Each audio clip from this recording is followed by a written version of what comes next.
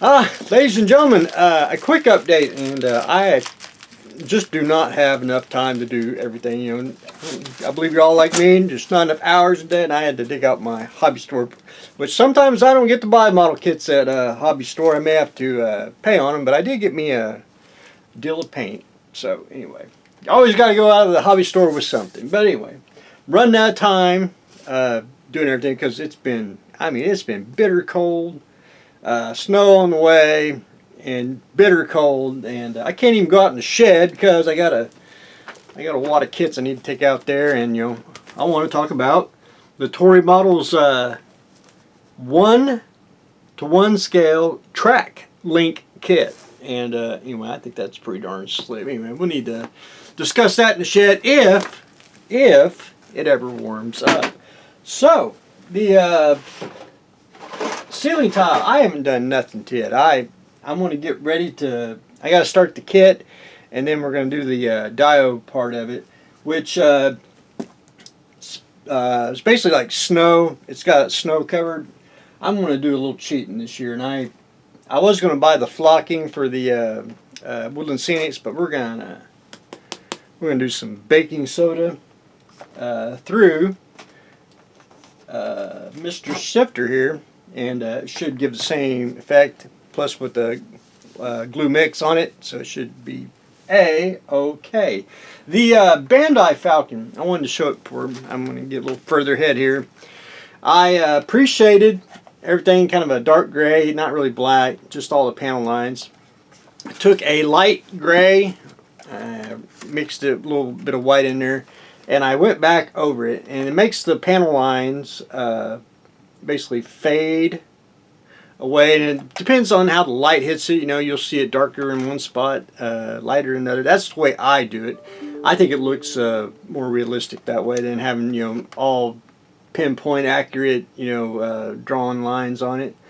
So I did that on the bottom, and I darkened up the whatever the little hatches here are, exposed areas, got them a little darker. I'm going to put a more of a black wash. About the only time I'll ever really use a solid black wash is for the inside on the edges, just so it just makes it deeper.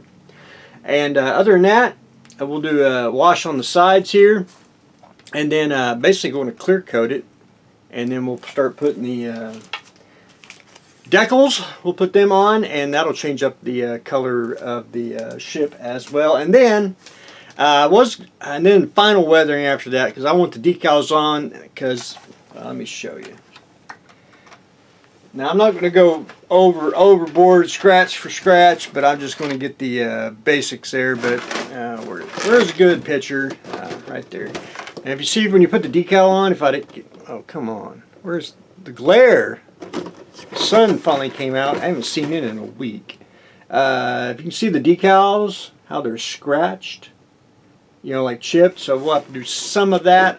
I am not going to totally worry about scratching the decal. I'll probably, what I usually end up doing, and when people take like a toothpick and scratch it, I'll take like the base color and with a paintbrush and do like a chipping method, and that way you get the same effect. But anyway, there's a couple things, some of the burnt bullet holes, we'll put that on there once we start getting everything finalized. But anyway, I'm down to getting the base coat on. I'm going to do some washes, and then we'll start clear coating and putting the decals on next. So that's where I am on the Bandai Falcon. And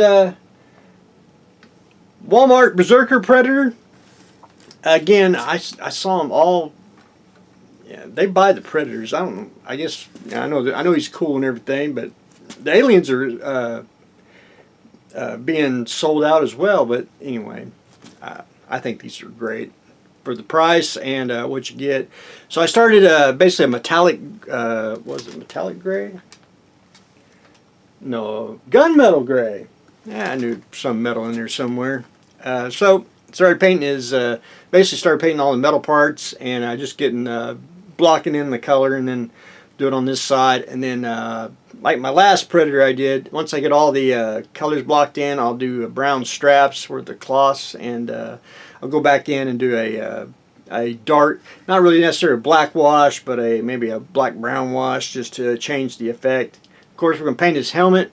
He's got a bone jaw. We're trying to get that painted bone color and get that painted. But anyway, I think he's turned out pretty darn slick. So I need to go back in and I need to airbrush a little more green on him just to get him a little more definition. And I think he'll be rocking and rolling very, very soon. Anyway, that's what I got going on today.